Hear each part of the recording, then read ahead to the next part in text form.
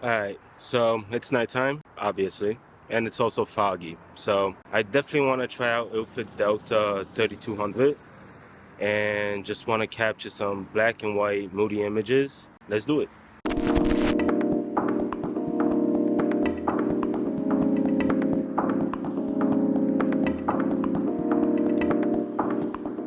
Hey, how's it going? I'm Adam, and welcome to my channel. Today we'll be shooting Ilford Delta 3200 at night. We were introduced to this professional high-speed black and white film stock in 1998. Its tagline was the world's fastest black and white film stock. Anyway, apparently Delta 3200 is the perfect choice for any difficult available light photography conditions. With its liberating high speed, unobtrusive grain structure, and wide tonal range. Delta 3200 is ideal for fast action low light photography and has the core shell crystal technology. So that's the pitch, and we will dive more into this film later on, but now it's time to test it out. Like I said, we'll be doing night photography, and lucky for me, it is also foggy. So I grabbed my tripod, shutter release cable, and a can-do attitude.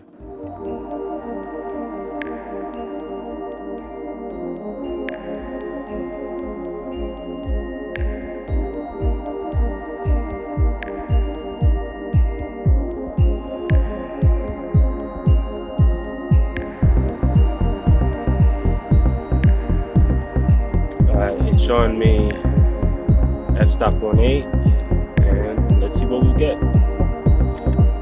I honestly don't know why I took this shot. Even though I'm shooting at night, lighting is still very important. But it'll get better later on. The first photo of the roll is always a throwaway. It's just like making pancakes.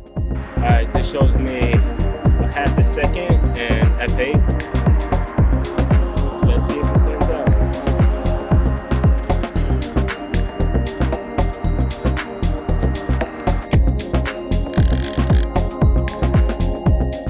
Let's talk about the ISO.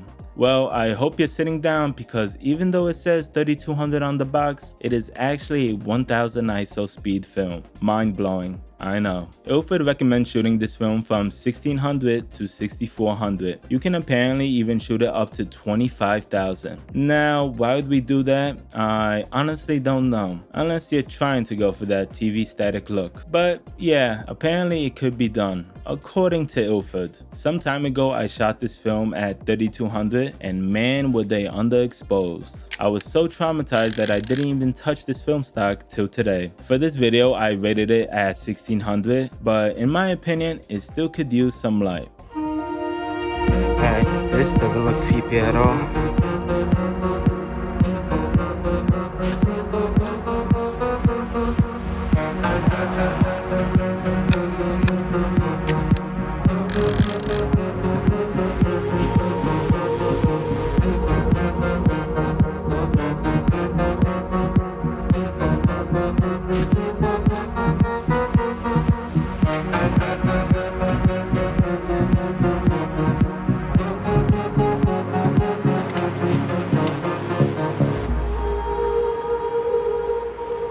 This is my favorite photo off the roll. The lighting is amazing, and thanks to the fog and subject, it causes this isolated and moody feeling. It's giving me Silent Hill vibes. Yeah, I don't know if that's gonna be visible in the photo, but I really want the fog on the window to be highlighted.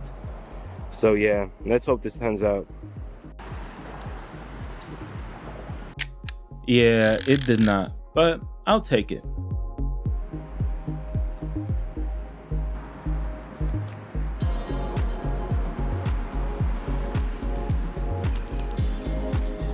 So yeah, apparently you can't do night photos without taking a picture of a gas station.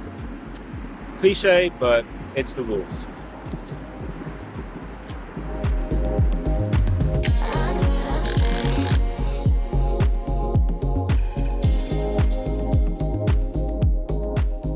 Let's talk about the grain. Well, it's no surprise that this film stock is grainy. The higher the ISO, the more grain we get. And this is a high ISO film. But I do gotta admit that this film stock is sharp. Now, this film stock differs from other black and white film stock mainly due to its core shell crystal technology. Now, I won't bore you with the details, but basically there are different types of grain structure, and the core shell causes finer grain and maximum sharpness to ensure max details captured in the highlights and shadows. I also love how they specifically write it's not the same as Kodak T grain. Now, I don't want to say anything, but if someone has to specifically say that they are not that thing, then it awfully sounds like that they are in fact that thing.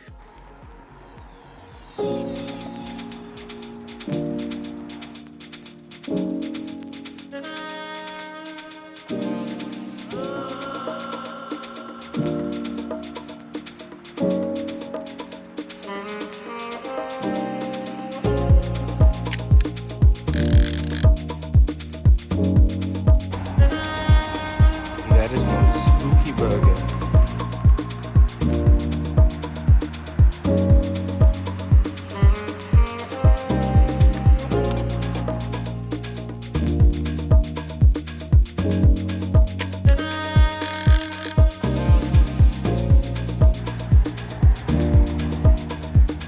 So yeah, night photography is definitely fun.